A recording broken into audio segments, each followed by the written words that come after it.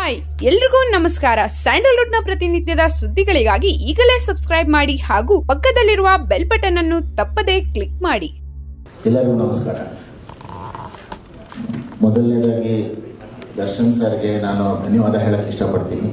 ಯಾಕಂದರೆ ಅವರು ಬರೋ ಅಗತ್ಯ ಏನಿರಲಿಲ್ಲ, ಆದರೆ ಅವರು ಬಿಡುವು ಮಾಡ್ಕೊಂಡು ಬಂದು ಪ್ರೋತ್ಸಾಹ ಕೊಟ್ಟಿದ್ದಾರೆ. ಯಾಕಂದರೆ ಇಲ್ಲಿರೋರೆಲ್ಲರೂ ಅನುಭವಿಸ್ತರು. ಈಗ ಜಗದೀಶ್ ಸರ್ ಅನುಭವಿಸ್ತರು, ಅರ್ಜುನ್ ಜನಿ ಅನುಭವಿಸ್ತರು, ದರ್ಶನ್ ಸರ್ ದೊಡ್ಡ ಸ್ಟಾರು, ಮೇಡಮ್ಮು ದೊಡ್ಡ ಪ್ರೊಡ್ಯೂಸರು. ಇಲ್ಲಿ ಹೊಸಬ ಅಂದರೆ ಇಲ್ಲಿ ನಾನು ಒಬ್ಬನೇ. ಆ್ಯಕ್ಚುಲಾಗಿ ನನಗೆ ಪ್ರೋತ್ಸಾಹ ಕೊಡೋದಕ್ಕೆ ಇಷ್ಟು ಜನ ಬಂದಿದ್ದಾರೆ ಅನ್ನೋದೇ ನನಗೆ ತುಂಬ ಸಂತೋಷ ಆಗ್ತಿರೋ ವಿಷಯ. ಈ ಸಿನಿಮಾದ ಮೂಲಕ ನಾನು ರಾಘವೇಂದ್ರ ಹುಣಸೂರು ಅವರಿಗೆ ಮತ್ತು ಶ್ರುತಿ ಅವರಿಗೆ ಮತ್ತು ಜಗದೀಶ್ ನನಗೆ ಎಲ್ಲರಿಗೂ ಧನ್ಯವಾದ ಹೇಳಕ್ಕೆ ಇಷ್ಟಪಡ್ತೀನಿ. ಈ ಸಿನಿಮಾ ಬಗ್ಗೆ ಹೇಳಬೇಕು ಅಂದರೆ, ಈ ಸಿನಿಮಾ ಆಗಿದ್ದೆ ಆ್ಯಕ್ಚುಲಾಗಿ ಒಂದು ಇಬ್ಬರು ವ್ಯಕ್ತಿಗಳನ್ನ ಇಟ್ಕೊಂಡು ಮಾಡಬೇಕು ಅಂತ ಅಂದ್ಕೊಂಡಿದ್ದು. ಅದಾದ ನಂತರದಲ್ಲಿ ಅದು ಸಾಕಾಗಲ್ಲ ಅಂತ ಹೇಳಿ ಅದಕ್ಕೆ ಒಂದಷ್ಟು ಹೆಣೆದು ಇನ್ನೊಂದಷ್ಟನ್ನೆಲ್ಲ ಸೇರಿಸಿ ಅದಾದ ನಂತರ ಅದಕ್ಕೊಂದು ಸಂಸಾರದ ಚೌಕಟ್ಟನ್ನು ತಂದು ಅದಕ್ಕೊಂದು ಏನೋ ಟ್ವಿಸ್ಟ್ ಇಟ್ಟು ಮುಂದುವರೆದಿದ್ದು. ಆ್ಯಕ್ಚುಲಾಗಿ ಹಾಡುಗಳೇ ಇರಲಿಲ್ಲ ಈ ಸಿನಿಮಾದಲ್ಲಿ. ಆಮೇಲೆ ಯಾರು ಹೇಳಿದ್ರಲ್ಲ, ಯಾರೋ ಬರೋದೇ ಇಲ್ಲ ಕಣಲ್ಲ ಸಿನಿಮಾಗೆ ಹಾಡುಗಳಿಲ್ಲ ಅಂದರೆ ಅಂತ. ಹಂಗಾಗಿ ಆಮೇಲೆ ಮೇಡಮ್ ಅರ್ಜುನ್ ಸರ್ನ ಭೇಟಿ ಮಾಡಿಸಿದ್ರು.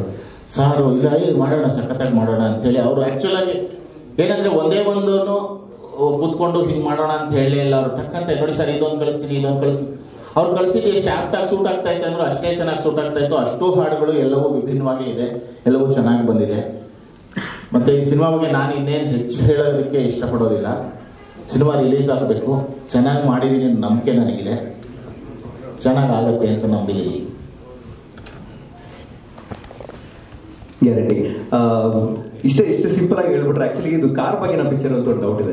ಇಲ್ಲ, ಕಾರ್ ಬಗ್ಗೆ ಅಂತಲ್ಲ ಪಿಕ್ಚರ್ ಇದೆ. ಆ್ಯಕ್ಚುಲಾಗಿ ಕಾರು ಅನ್ನೋದು ಒಂದು ಸಾಂಕೇತಿಕ ಅಷ್ಟೇ. ಇದು ಕಾರು ಒಂದು ಸಿಂಬಾಲಿಕ್ ಕಾರ್ ಇರುತ್ತೆ ಅಷ್ಟೇ. ಮಿಕ್ಕಂತೆ ಇಟ್ಸ್ ಎ ಟ್ರಾವೆಲ್ ಅಂದರೆ ಜರ್ನಿ ಫಿಲಮು ಅಲ್ಲ. ಇದು ಬದುಕಿನಲ್ಲಿ ನಡೆಯುವಂಥ ಏರುಪೇರುಗಳು ಇನ್ನೊಂದು ಮತ್ತೊಂದು ಎಲ್ಲವನ್ನೂ ಸೇರಿಸ್ಕೊಂಡು ನಾವು ಮುಂದಕ್ಕೆ ಹೋಗ್ತಾ ಇರಬೇಕು ಅನ್ನೋದನ್ನ ಕಾರ್ ಮೂಲಕ ಹೇಳಕೊಟ್ಟಿದ್ದೀನಿ ಅಷ್ಟೇ.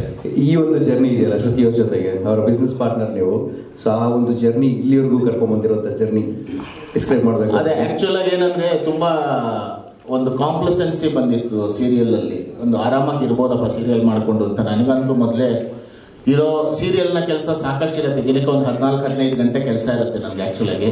ಅದ್ರ ಮಧ್ಯದಲ್ಲಿ ಇಲ್ಲ ನೀನು ಬರಿಬೇಕು ಅಂತ ಒತ್ತಾಯ ಮಾಡಿ ಸಿನಿಮಾನ ಬರೆಸಿದ್ದು ಶ್ರುತಿ ಅವರು. ಆ್ಯಕ್ಚುಲಾಗಿ ಅವ್ರು ನೀನು ಬರೀಲೇಬೇಕು, ನೀನು ಇದಕ್ಕೆ ಸುಮ್ಮನೆ ಕೂತ್ಕೋಬೇಡ, ಸಿನಿಮಾ ಮಾಡಬೇಕು ಅಂತ ಹೇಳಿದ್ರು. ಹಾಗಾಗಿ ಈ ಸಿನಿಮಾ ಮಾಡೋ ಹಂಗಾಯಿತು. ಅದಾದ ನಂತರದಲ್ಲಿ ಅವರು ನೀನು ಏನು ಬೇಕೋ ಮಾಡ್ಬೋದು, ಆದರೆ ನಾನು ಇಷ್ಟೇ ದುಡ್ಡು ಕೊಡೋದು ಅಂದರು.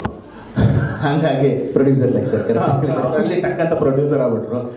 ಇಷ್ಟೇ ದುಡ್ಡು ಕೊಡೋದು, ಜಗದೀಶ್ ಸರ್ದು ಇಷ್ಟೇ ಡೇಟ್ ಇರೋದು, ಇಷ್ಟೇ ದಿವಸದಲ್ಲಿ ಮುಗಿಸ್ಬೇಕು, ಇಷ್ಟು ಒಳಗಡೆ ಹಾಕಬೇಕು ಅಂದರು. ಅವ್ನು ನೋಡ್ತೀನಿ ಮೇಡಮ್ ಅಂತ ಅಂದ್ಕೊಂಡೆ.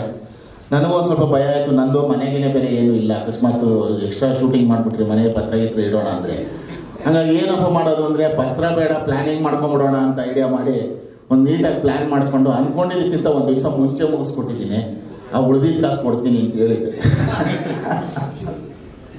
Thank you so much sir. All the best sir. Thank you very much sir.